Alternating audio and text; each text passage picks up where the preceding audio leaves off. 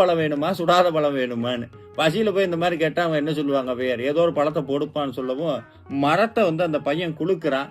அப்ப அந்த பழமெல்லாம் கீழே விழுகுது. அது கீழே விழுந்தோன்னா அப்படியே அது பூரா மண் ஒட்டினோடனே ஔவையார் அதை எடுத்து இப்படி ஊதி இருக்கிறாங்க. மேல இருந்து அந்த பையன் கேட்டிருக்கான், என்ன பாட்டி பழம் சுடுதான்னு. அவ்வளவு படிச்ச ஔவையாரையே அந்த கேள்வி சுட்டுருச்சு. என்னன்னா இந்த தத்துவம் என்னன்னா, நம்மளுடைய வாழ்க்கை முருகப்பெருமான் மண் ஒட்டாம பார்க்கணும்னு நினைக்கிறாரு. ஆனா நம்ம தான் திருப்ப திருப்ப மண்ணை சேர்த்துக்கிட்டே இருக்கோம். ஆசை கோபம் நிறைய. முருகான்னு சொன்னா அந்த மண்ணெல்லாம் போயிடும்.